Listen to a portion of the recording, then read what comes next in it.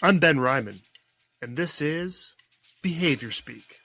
How do we explain the unwavering commitment of Baha'is in Iran to their religious beliefs and practices, despite facing severe punishment from the government, society, schools, and in some cases like imprisonment and even the threat of death or actual death? Whoa. So logically, based on behavioral principles, these actions should have extinguished long ago. And yet they persist. In fact, in many cases, they seem to grow even stronger. And over the years, I have come to believe that there must be an incredibly powerful competing reinforcer at play, and so strong that it neutralizes the effects of punishment. And that internal source of meaning, purpose, or spiritual conviction may be exactly what keeps these religious behaviors not only alive but flourishing. It's a profound reminder that human behavior, especially in the context of values and belief, is more complex than any one principle alone can explain. In today's episode, I'm honored to speak with Dr. Setareh Moslemi, also known as Star, as she shares her profound journey as a Baha'i refugee from Iran, detailing her family's struggles with religious persecution and the challenges they faced during their immigration to the U.S. She discusses the significance of her faith, the systemic discrimination faced by Baha'is in Iran, and her commitment to disseminating information about autism and behavior analysis to Farsi-speaking people around the world. Star reflects on her educational journey, the impact of her father's sacrifices, and her aspirations to empower others through her work in behavior analysis and community support. Hi, Star. Welcome to Behavior Speak. Thank you. Thank you, Ben. Thanks for inviting me. Before we get started, I just want to acknowledge I'm producing this podcast on the territories of the Kalaman, Klehus, Homoko, Comox, and Seychelles First Nations. Star, please tell me a little bit about yourself. My name is Setareh Moslemi, and I go by Star, and that is because Setareh in Farsi means a star. And this started when I started to work with kids, and it was hard for them to, remember my name or pronounce my name. And one of my coworkers asked me, well, what does your name mean? And then I said Star, and then she was like, let's just call you Star. And although sometimes people don't like other people to choose for you, like what everyone calls you, but I really like this idea. And then kids started to call me Star, and other people started to call me Star, and now I go by Star. I am from Iran, and I was born in Iran, and I lived in Iran for about 15, 16 years, and then left Iran when I was 16, went to Turkey, and then immigrated to the United States. I've been in the U.S. since. Tell me more about your journey and why you decided to leave Iran. Yes, I think that's a great place to start. Yes, I was born in a Bahá'í family and in Iran, and I'm a survivor of religious persecution, former refugee, of course, and an immigrant in the U.S. as a result of that, history of being born in a Bahá'í family. The Bahá'í Faith is a world religion and has a minority population in Iran. And the Islamic government of Iran discriminates against, prosecutes, and violates basic human rights of Baha'i citizens. Baha'i students are discriminated against in schools in Iran, and the Iranian government does not allow them to receive higher education. In fact, it doesn't allow them to go to school higher than high school diploma. So, and even during the years before receiving my high school diploma, the teachers and the school staff found every opportunity to discriminate against the Baha'i students. embarrass them in front of other students and violate their basic rights as students in school. And given that education was extremely important for my family and for my dad, and he wanted to do everything he could so his children can get educated. When I was around 16, he decided to take us all out of Iran so we can have a better future. He was actually very sick. He had a heart attack several years ago, several years prior to that, and his doctor had told him that you are at high risk to have another, heart attack. So he was very sick at that time, but his doctor did not recommend to him that he would travel, especially a travel like this, because we didn't have the money to like leave the country with like really easily get on the flight and just leave. We had to take bus, we had to take the train, we had to get on a boat, all of that. And given his health, that was a lot of stress. And leaving the country, it wasn't like that you are just getting a vacation and then coming. We had to sell all of our furniture or like giving it all away. We had to leave our home uh, and just leave, and knowing that you're never gonna come back anymore. And he, of course, did not listen to his doctor. He had much higher goals, and we left. We escaped Iran basically.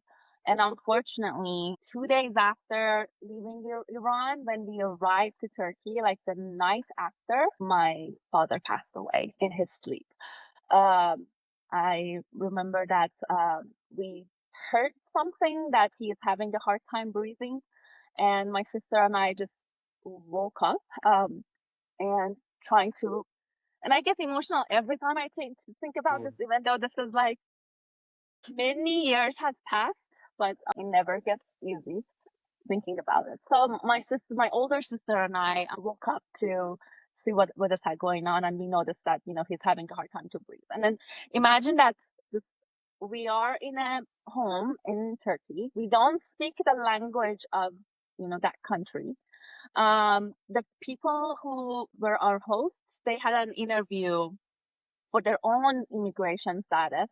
So they had left. We were alone in that house, and we didn't know what to do. So I just ran outside trying to, and it was like in the middle of the night. I had to knock on the doors of the neighbors and then just screaming because they don't speak my language. So just screaming like help. And so they called for an ambulance, and they came, and they couldn't help him. He passed away, and we were all in shock. We were in like we didn't know what's gonna happen in a country that we had just arrived. We don't know how long we're gonna stay there. And I was there with my mom and my four siblings, and one of my siblings had already gone to US, so she was the one who was sponsoring us to go and be with her. So it was of course a lot for all of us. My youngest sister, which is the last child, she was just 7, and she was in her sleep. She was just in her sleep, and yeah, I mean, she woke up, but she was also in shock of like what is going on and couldn't really process everything. Then later I heard from my uncle that my father had told him before leaving Iran that I know that I will not make it.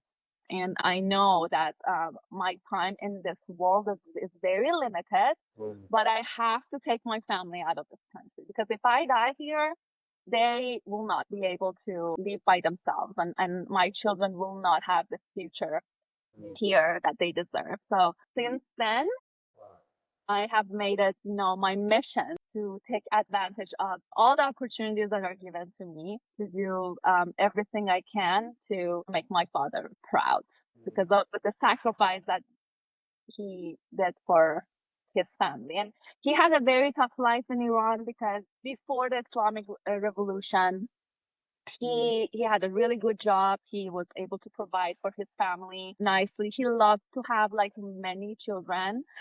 He had six, of course. Mhm. And he was educated and he loved his family, he was very kind. But then after the revolution, because of his belief of being a Baha'i, they fired him from his job. And then since then, just couldn't, provide for his family the way he wanted. He couldn't get another job, something that he was an expert in. Life just became harder and harder for him. He tried many different avenues to make a living for all of us, and that all of that pressure, all of that stress, just made him to have heart disease and have the heart attack. And but no matter how hard he could try to like financially provide for us, he could not change the fact that we cannot get higher education, and that was not something that he could bear to witness. And as a result of that, he made that decision to take us all out of Iran. Wow. Yeah.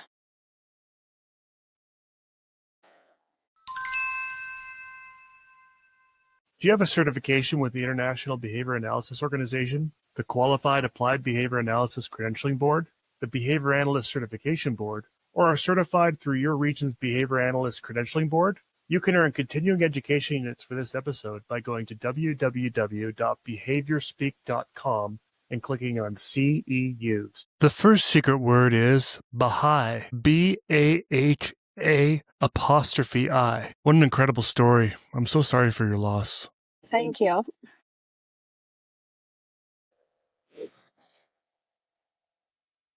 He did so much for you folks, and it must bring some peace to know that sort of his last wish was to get you out, and he was able to do that. Yeah, that is very true. And sometimes I think about it that the last thing that you do in this world is really important. Like, and as you said, I'm gonna reiterate it. What an incredible thing and sacrifice that he did for his family, and that's what he will be remembered for. I'm very proud of his strength, and I wish he was here, but I just cannot wait until my son is older to understand enough to tell him about what an incredible person his grandfather was.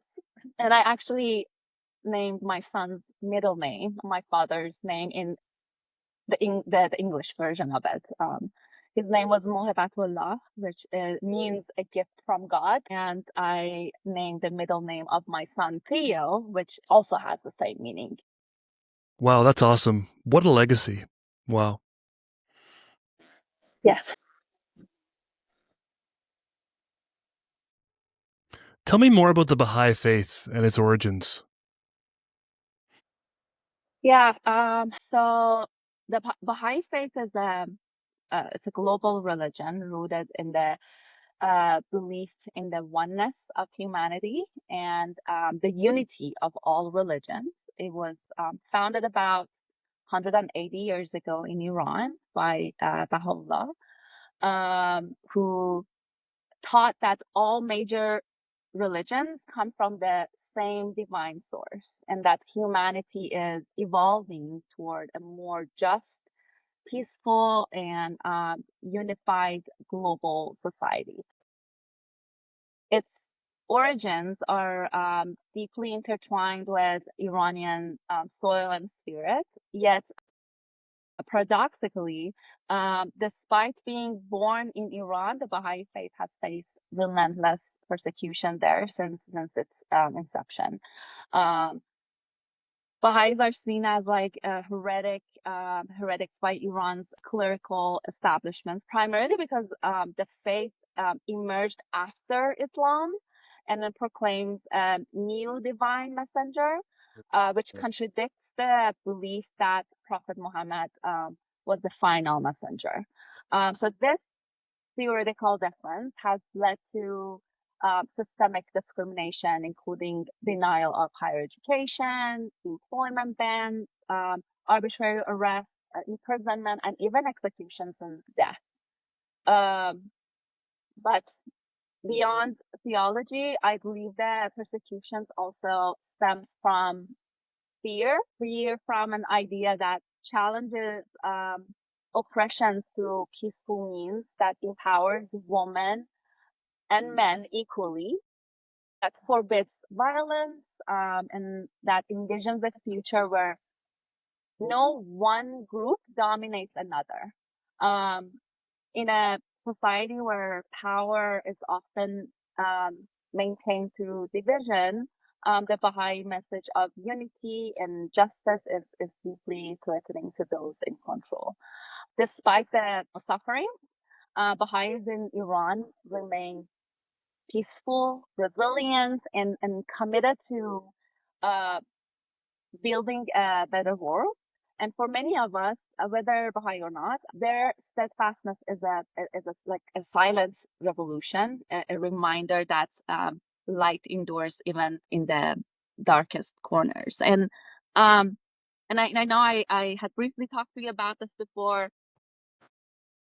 When you look at this through the lens of behavior science, it raises a powerful question. One of the questions, like one of the most fundamental principles in our field, is that behavior increases when it's reinforced and decreases when it's punished. So if that's true, which we believe it is true, it's like law of behavior, how do we explain the unwavering commitment of Baha'is in Iran to their religious beliefs and practices, despite facing severe punishment from the government, society, schools, and in some cases like imprisonment and even the threat of death or actual death?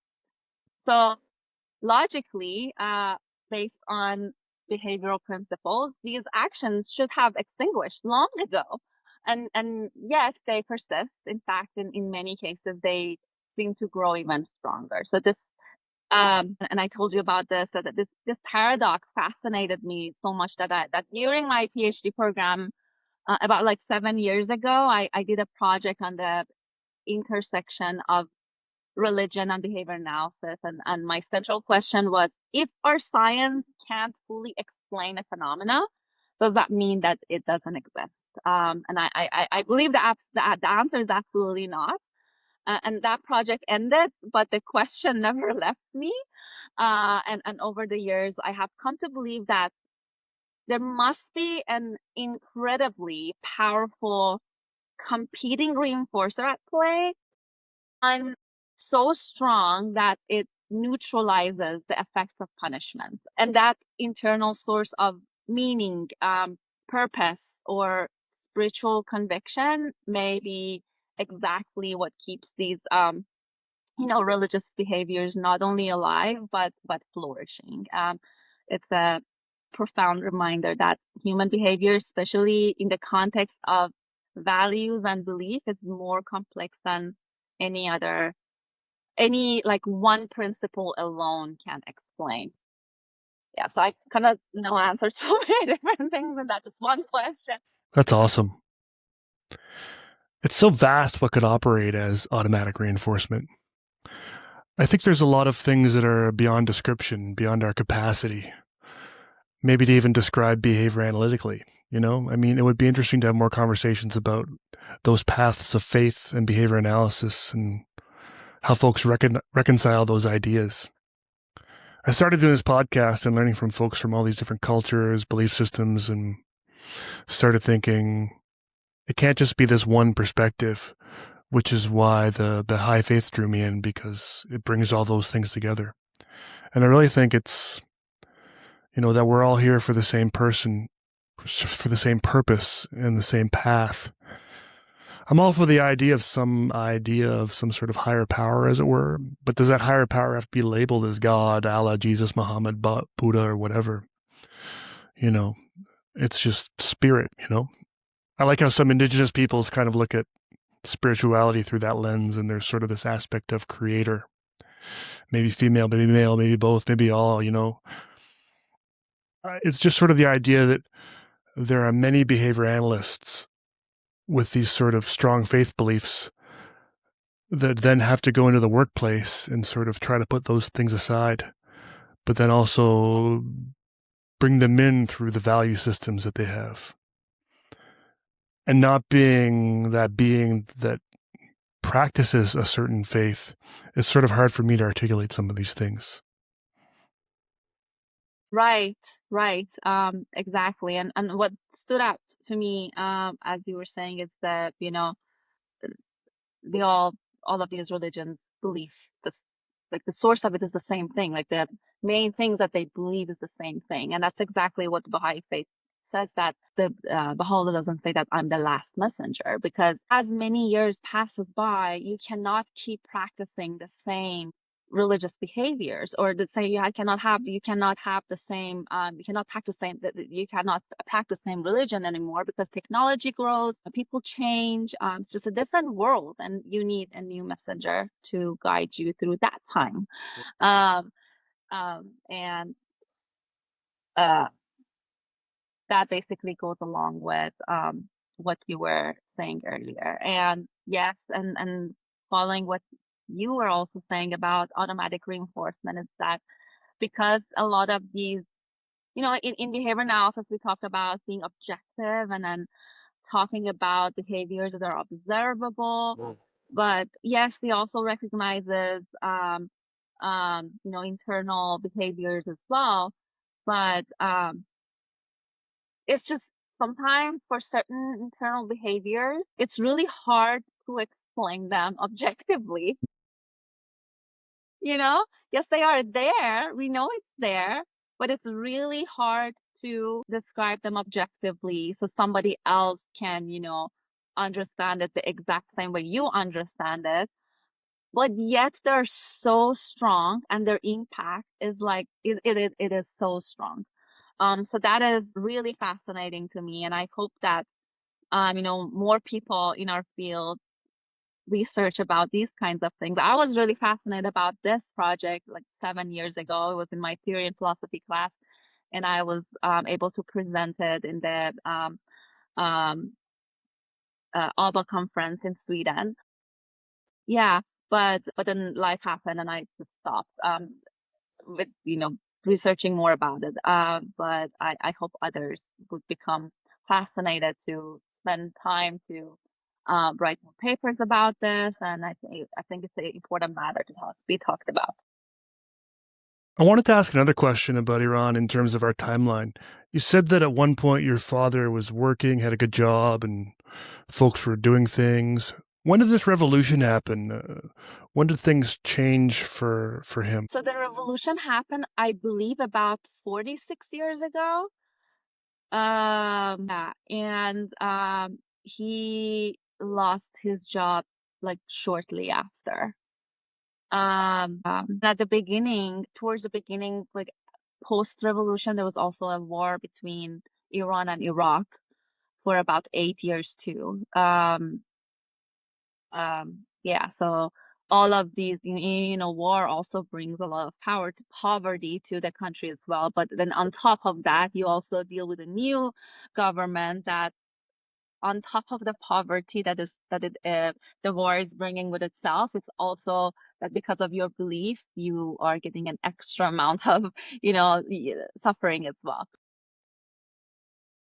So shortly after he lost his job, of course, that automatically brings a shock for the head of the family, that how are you gonna make things work from now on.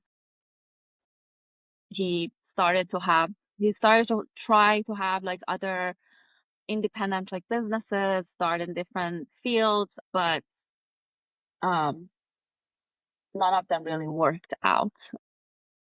Yeah, it is really difficult, because they literally, if they I'm not just like talking about my dad, but like other Baha'is who currently live in Iran, or they have left Iran, they have a business, and they just may randomly just show up to your store and break everything, and close the door of your store, and then just, you can't even, this is your own business, and you can't do anything You're not even working for someone that they can fire you. It's your own business, and they can easily do that to you. Um, and people of Iran, the non-Baha'is, many of them have like initially, maybe I remember when I was in school, a lot of my classmates, like once they found out that I'm a Baha'i, they would tell their parents, and then like the day after, their behavior would completely change and they would not talk to you anymore. They wouldn't be friends with you. And like even in school, that they would literally have you sit by yourself, and they wouldn't have another person sit next to you when you were a Baha'i. Like at the beginning of the class, like the first day of classes in fall, they would come to class, and as part of the introductions of the teachers and school personnel, one of the things that they would ask, can the Baha'i students raise their hands? So, and then so they can know what to do with you the rest of the year. And then from then, they would assign you a seat separate from everybody else in class. And if there were like events in school, where once a year we had this event school that the students would, each of them would bring different ingredients of a meal. And then at school, they would cook that meal, so everybody would eat. They would tell Baha'i students shouldn't bring it, because they believe that you shouldn't take anything from Baha'is, you shouldn't touch the Baha'is. Yeah. So imagine all of that trauma that all of people in my generation have endured, and that of course impacts the way you function for the rest of your life. If you don't get professional help to help yourself, that lowers your self-esteem tremendously. It just makes things a lot darker, harder for you.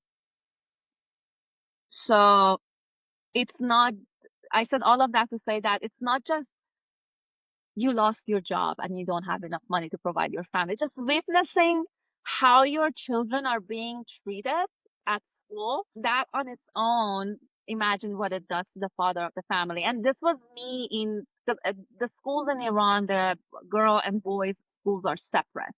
It wasn't separate before the revolution. After the revolution, they started to be separate. And then uh, in the boys' schools, like my brothers, it was even worse. Like they would hit the boys.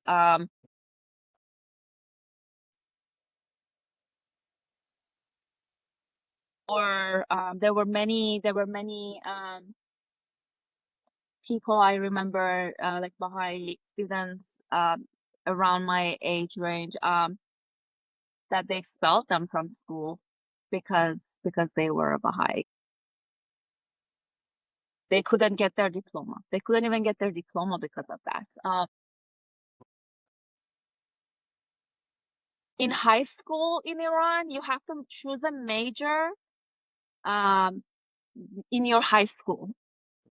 So like whether if you want to do a math major or science major, it's not the way it is right, like in the US, where you choose your major when you're in college after you get your diploma. But you should on the first year of your high school, you should choose your major, whether you want to do art or math or science, or there was some other thing. And I said this to say that Baha'i students were not allowed to choose. So like we choose for you, and you are not allowed to choose. And they chose a major for me that I was really fascinated by math. And I wanted to do a math major, and they said nope. This is what we have chosen for you, and for all of my friends, Baha'i friends as well. And my mom was very angry and upset. Like she would go to school every day, um, and tell them like, these are the grades of my daughter. She should be able to choose whatever major she wants to choose. Why? Like, what is the reason? Why are you not allowing her? She went to school every day to fight for that. And then also she went to a different city where it was the head of, the education department to talk to them. And after many visits, eventually she was successful for me to be able to, get into the math. Yeah. But that took a lot of hard work. And as a result of that, all of the Baha'i students in my school were also able to choose. Yeah, the major that they wanted. So that was incredible that she did that. But why did she have to do that? Why did she have to work so hard for something that was just so easy for other people? Because that also put a lot of pressure on me when I got into that major and I started, my classes that we worked so hard for me to get to here. But we shouldn't have, because my grades were already good. And then I felt like that I have to make sure I behave so well so I keep my spot here, because easily they can just kick me out of it. Like, work harder than the rest of the students. All of the Baha'i students in schools, they were under the pressure. They had to do extra well in school because for any reason they could just kick you out of school. So that on its own is just one of the traumatic events that we experience, like my generation experienced in Iran. I can't imagine. Yeah. So now you're in Turkey. It's just your mom and the five of you. What was the rest of the journey like? How was this for your mother, and how's she doing now? You know, sometimes when you are in a traumatic experience and some of the things that happen, it feels like because you're still in disbelief of like what has happened to you. Some of the things that happened in Turkey is I know it was so traumatic because I vividly remember the night that my dad passed.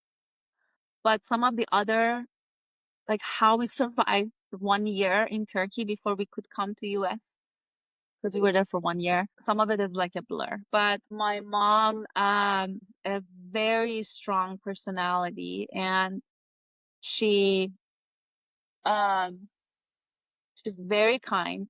She's known in our family for being so kind that she just tried to manage things as much as she can, just keep us all together. There were many other Baha'i people in Turkey at that time. They all had escaped, and many supported us when we were there. Um, they helped us because we were a guest at the first few weeks that before we got our own place in Turkey. We were a guest at that person that I told you who had traveled to have their own interview for their to come to the US. And all of these people were so kind to us to help us, with um, if we need a translator to go somewhere, to buy something, helped us with giving us, like, those people who had received their approval to go to US and they were leaving. Some of them donated their furniture to us. Yeah. Um, so we can, start our life there comfortably. And we try to, make connection with other Iranian families that were there to, make friends there. Um, and Baha'is always try to um, make the best out of the most traumatic experiences. And we talked about it earlier about all the pressure that they have, that they're under in Iran, and they're still flourishing. But in Turkey also, that you're in this um, time frame where you're just waiting. And there were many Baha'is that were going to other countries and some that were waiting in Turkey for like 2-3 years. But they were trying to have like English classes. They were trying to have Like they had music classes, they had, prayer groups where you just go there and pray. Like so many different events where you can make yourself busy. Otherwise, you would just go depressed. It's not easy. So my mom tried to like make us busy in all of these different activities until we get the final word that we can travel to US. Um, And so, how long were you in Turkey? 1 year. Yes, 1 year. And that was actually, and compared to some other people that were waiting there, that was actually not that long. There were people that were there for like 4 years waiting. Yeah, so and right now it's even worse. There are people that are waiting in Turkey where it's taking so long that their kids are going to school in Turkey because they're missing so many years, and now they're fluent in Turkish. And but yeah, so it's really sad how you have to leave. You have no choice but to leave your motherland. You can't get education in your own country with your own language, and then serve your own people. Makes me really sad because of course I feel privileged that I came here and I got my education. I get to serve so many more people, but it breaks my heart that I'm not able to serve the Iranian people, where I know that many of them need support in our field, and we can talk about that later as well. Like for anyone who gets, like for myself, for example, that I was almost 16 in Iran. Then I left Iran and then I lived in Turkey for about a year. I was like almost 18 when I came to the US. And it was not easy to, start all over. I didn't speak English at all. And I had to try extra hard to uh like in my classes. I Any assignment that I had to complete, I had to spend double, triple the amount of someone who was born here to complete that assignment, using dictionaries and all that to like understand what the question is. And then during the exams, I can't have my dictionary, so I could remember. I could study really hard to be able to, be prepared. And then it wasn't like that. I still feel like that my English is not where someone who was born here is. In my PhD program, I always told my professor that these articles, like in my um, theory and philosophy class, for example, in some of the articles, it took me so long to, understand them and read them, and in a way that I can read them in a way that I can understand them, and then be also able to participate in discussions in class. You know, um, that was really really hard. Imagine that you don't have like English as your second language, um, and you're tried so hard to understand this paper, but then imagine all of those background trauma that you also experienced in school, that it's still part of you, that lack of confidence to speak up in school and say stuff. All of these kind of makes it really challenging to be successful in a different country. Yeah. Yeah, that's wild, especially a theory and philosophy program. English is my first language, and I would find a class like that difficult, to read, and then those papers difficult to read, and those conversations difficult to have. But to not have English as my first language, to be in a context where everything is triggering trauma and emotions from the past and voices trying to shut me down, it's incredible that you were able to surpass that and even survive the first day of class. Thank you. Thank you. Yeah, I think I was very lucky to have, amazing mentors and professors around me where they could where they knew about my background, and they were very supportive of me. So and I am gonna name my professor here, Dr.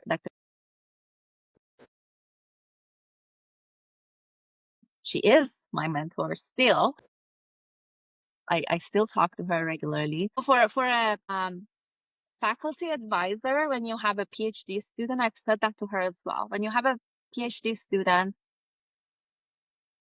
your job as a mentor becomes much easier when your student you know is fluent in English, writes like the first version of the paper that they write is very good already. You still have to give them feedback, but for me, I know that she had to work an extra level to, support me.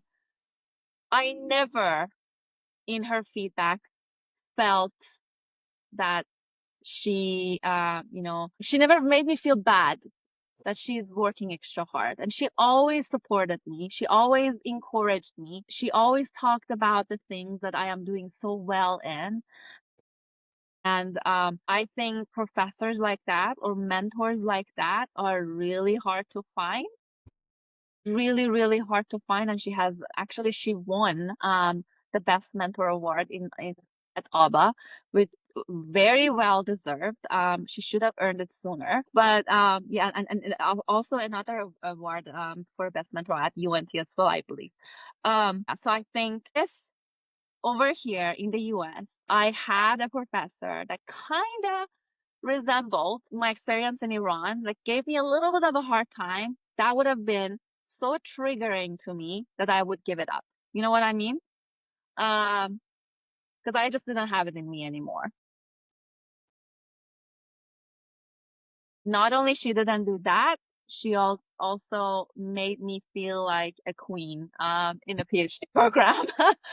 um, yeah, where I not only was able to graduate, I was also able to, secure grants, which I never thought that I would be able to write a grant and actually get it. I like won first places in poster presentations, and one of the presentations at ABA, I was like the president. I got an award for my presentation as well, and it is all because the support that she was providing. I wanted to make sure that I mentioned her name and the support, and I'm forever thankful for her and what she did for me. Right on. So that's your PhD. What was your educational journey like before that, and how that led to you coming to the field of behavior analysis in the first place? Yeah, so when I came to the US, we left Iran when I was in the middle of my final exams for my third year of high school, I believe. So I didn't have my diploma. And then when we came to California, they have I don't know if they still have this law or not, but if you're 18 or close to being 18, you cannot go to high school.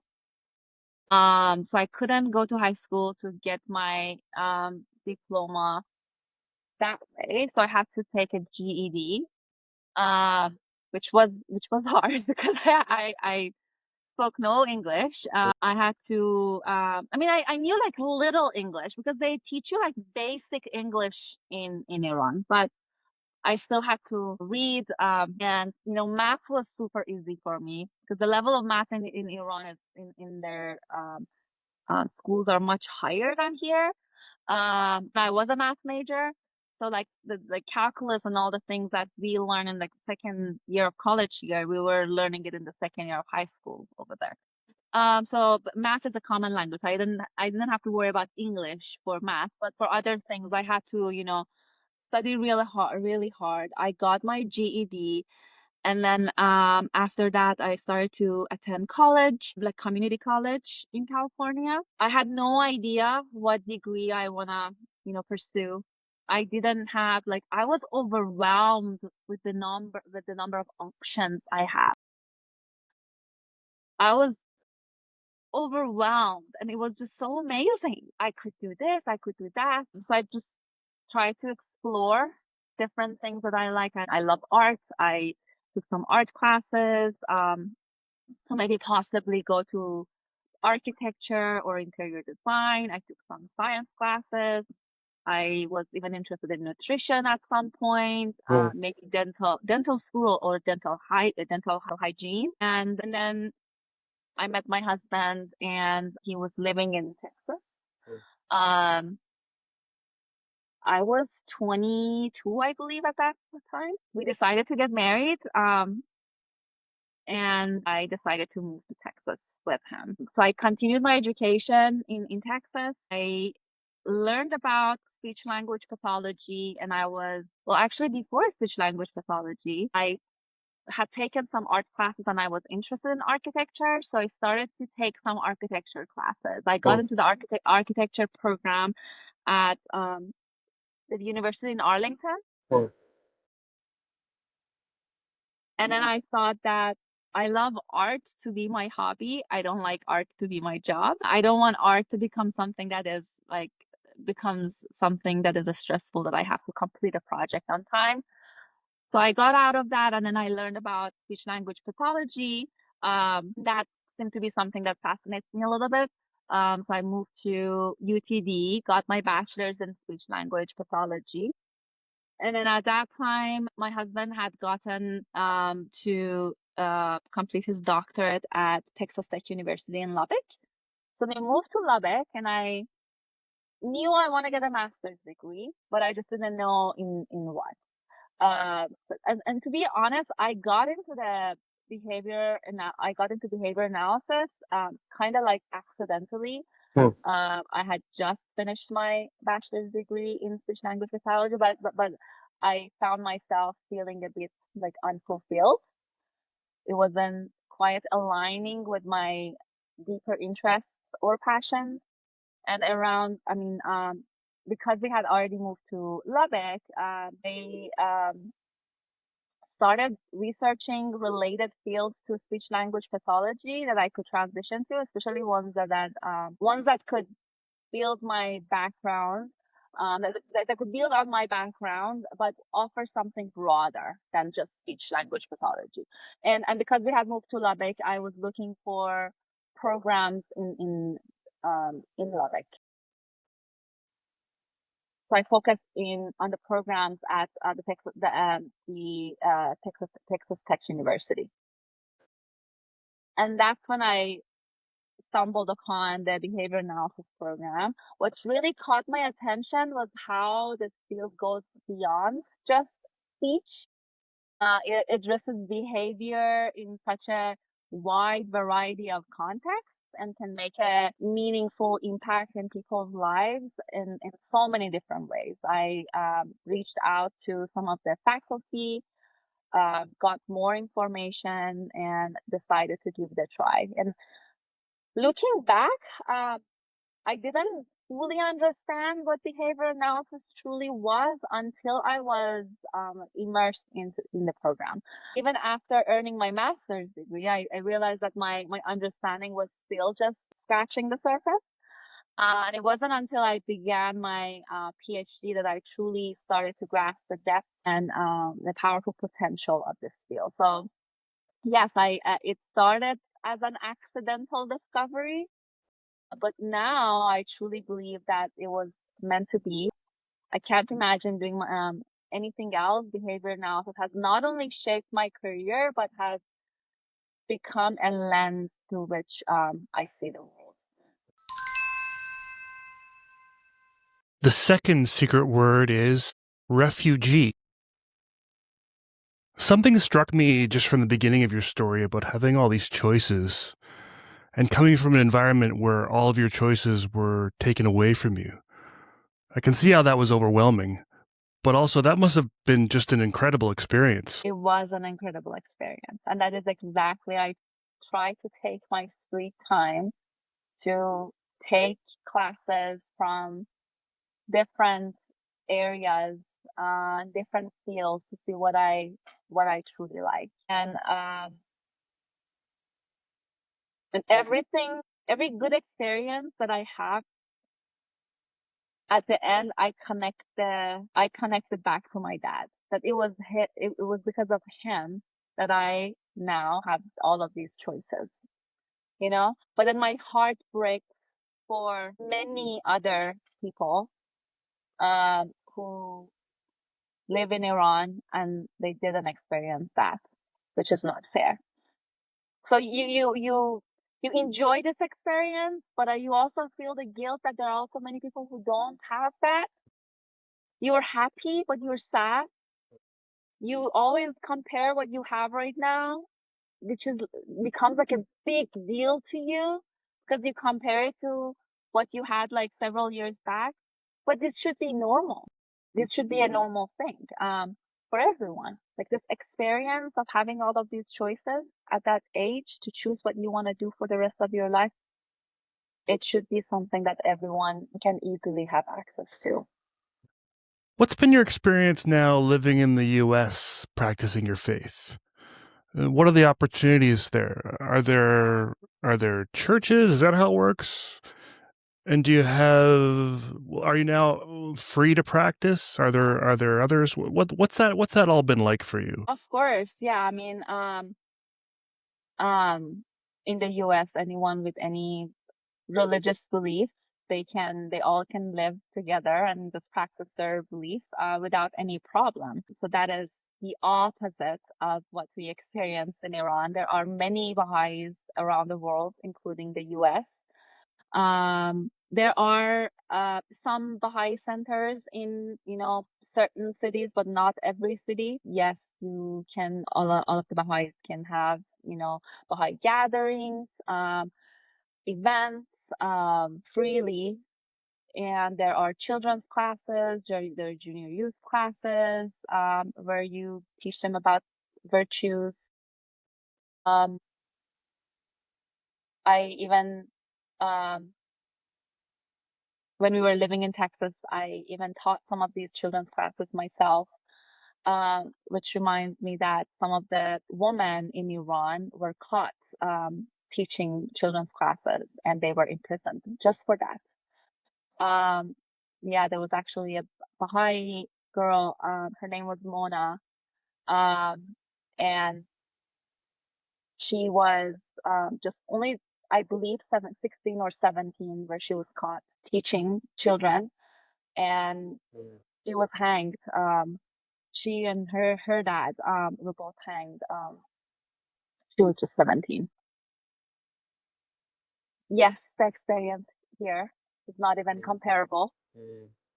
You're not stressed to, see your Baha'i friends, and you're not stressed to um, accept an invite from a podcast host to talk about your religion and your beliefs, worried about, if they're going to show up to your door and, um, imprison you and no one knows where you are. So it's not even comparable.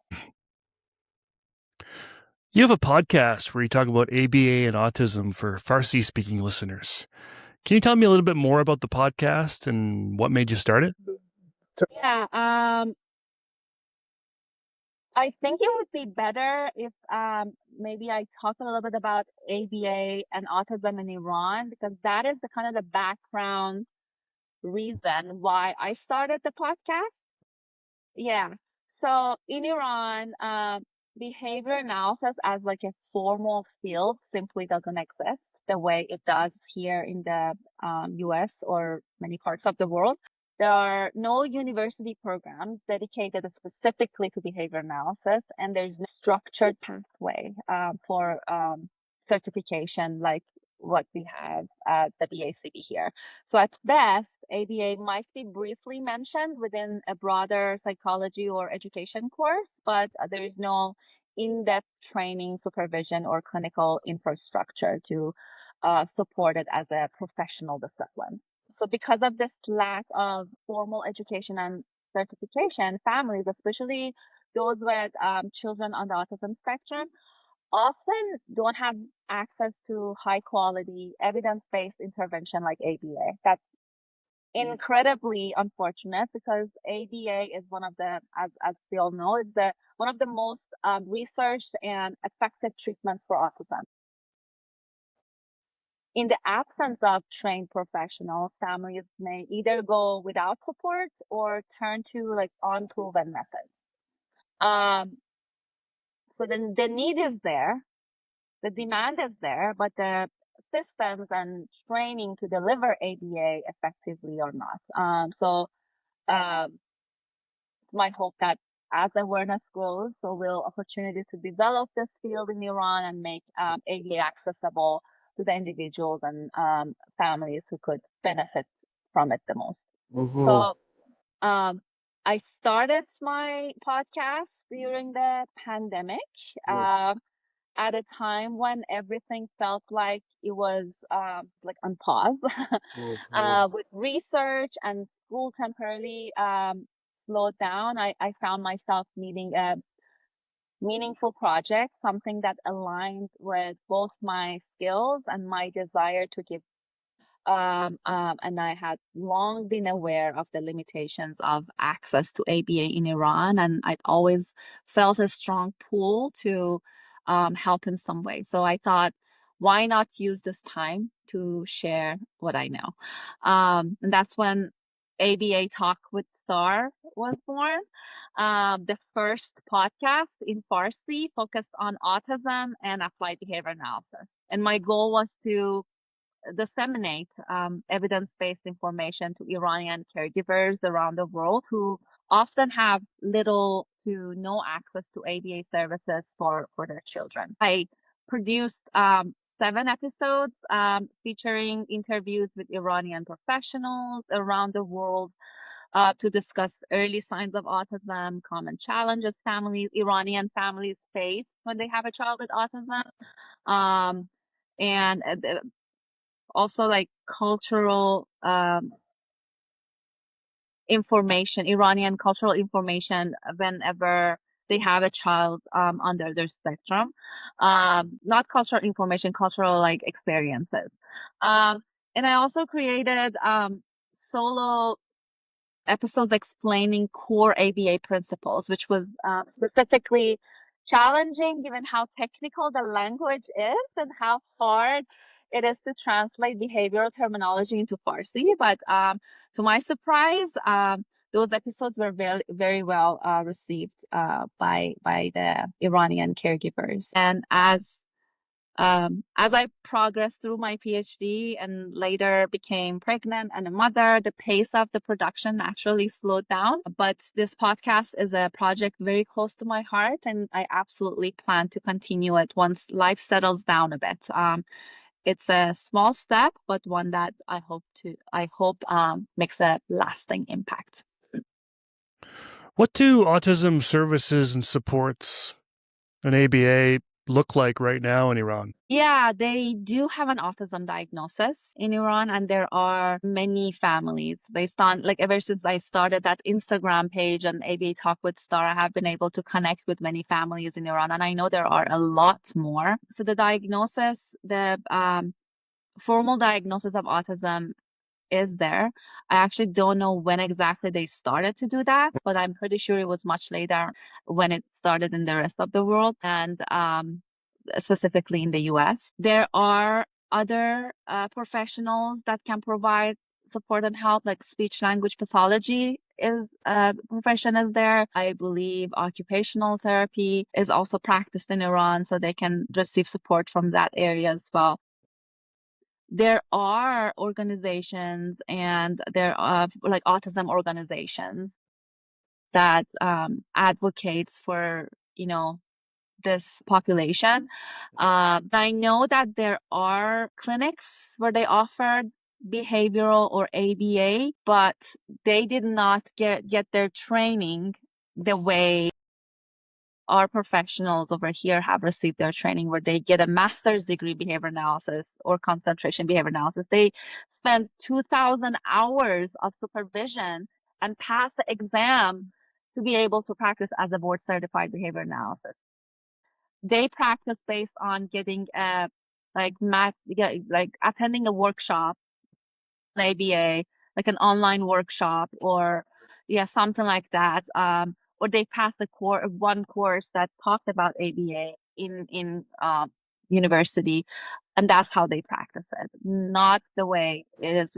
I know that because I have been in contact with some of the university professors in Iran that have shared that with me, and also people who work in these clinics, and they are so desperate to learn about uh, how to learn ABA and the way it is practiced over here. And it's I mean, I wish I could do that, but it's not something that I can do by myself because it requires an organization to provide that kind of training. And that is why I said that my podcast is a tiny step where I can teach, behavioral principles and, ABA strategies in simple language where I translated it in Farsi, which I don't know if I did a good job, but I tried my best. But that level of training that I received in school, that requires a more system level change to provide that training. But you talked about stigma culturally. I believe, I mean, I haven't lived in Iran for, I believe, over 20 years. So I don't know if things have changed, but based on my background and my knowledge that um, families who have a child with any kind of disability, or if they have a child with autism, it is really hard for them to bring them to public because of the comments that they may get from, the judgments from the society and the comments that they may get from the people around them, family members and others. And um, so they become very isolated as a result. Um, and that is why actually one of the episodes that I did in my podcast was specifically on this topic and talking directly to the caregivers that they have a child with autism, that this is not your fault. Because sometimes the society makes you feel that this is your fault. This is bad parenting.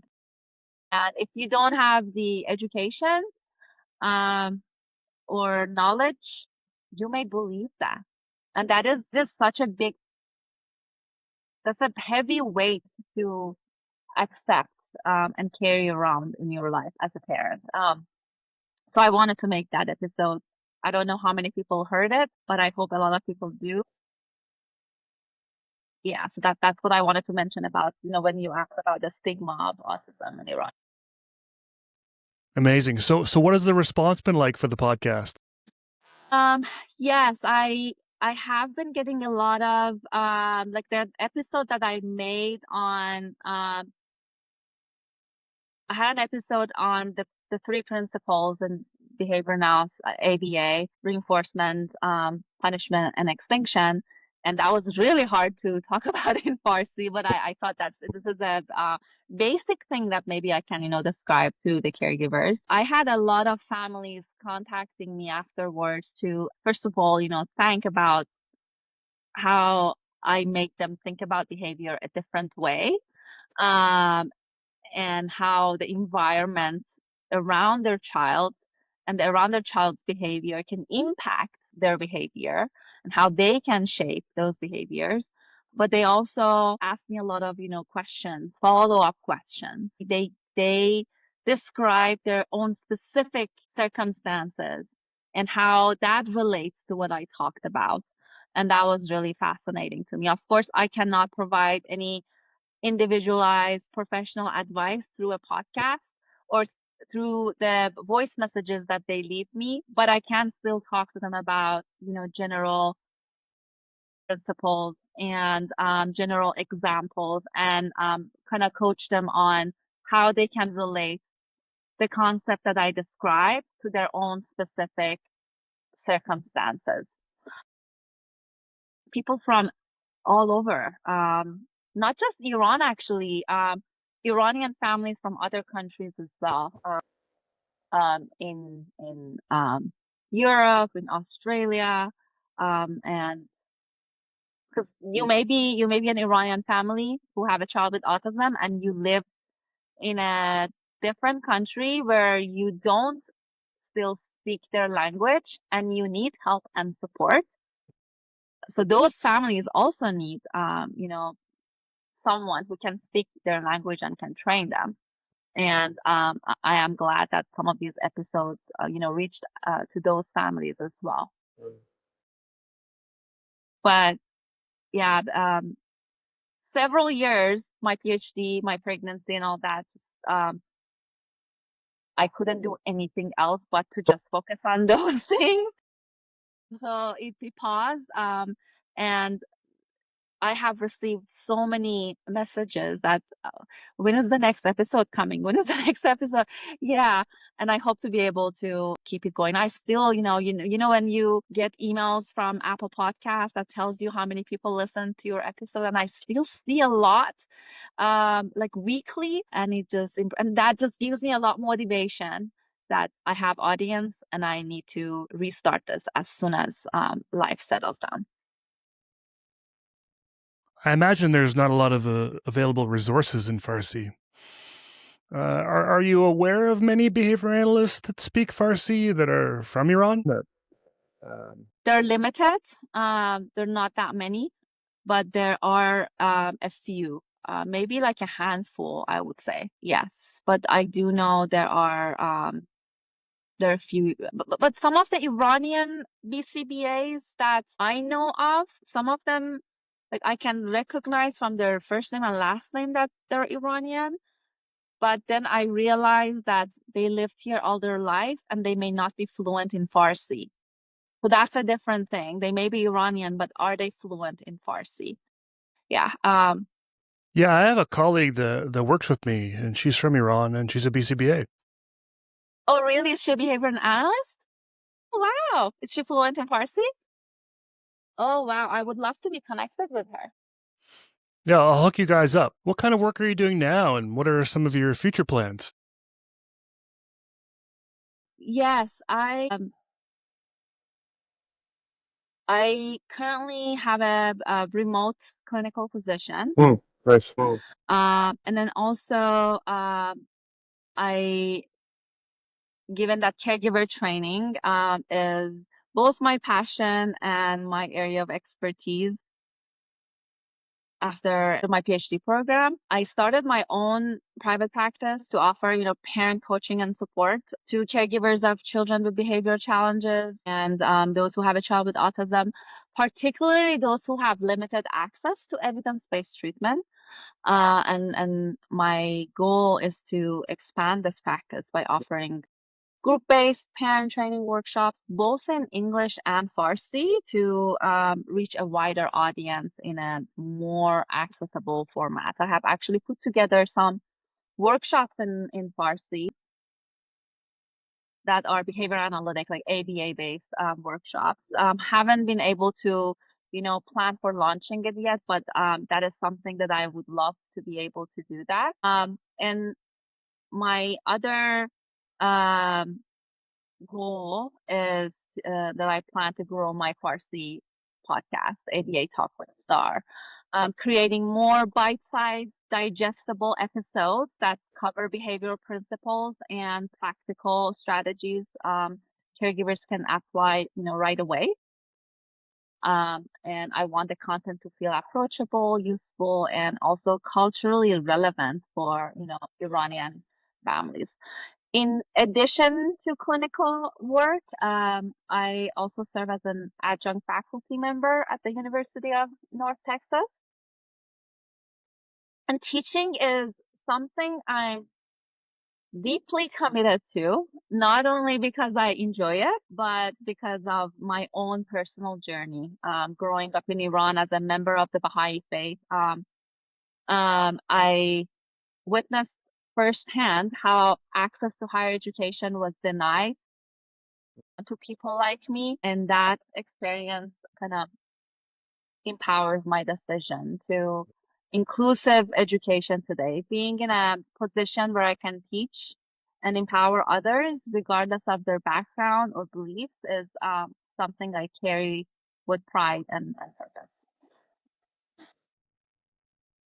Star, this has just been an incredible conversation. You've had an amazing story of resilience and perseverance, a story of trauma, recovery, and connection. It's hard to put into words. I'm very humbled that you were willing to share your story and share your time with me and the audience. You're incredible, and I'm looking forward to watching your career. Thank you so much. I really appreciate you for taking the time to speak with me, compassionately hearing my story. I really appreciate you. I'm looking forward to having you back for part 2, where we dig deeper into your dissertation work. Thanks again. Thank you. I look forward to it.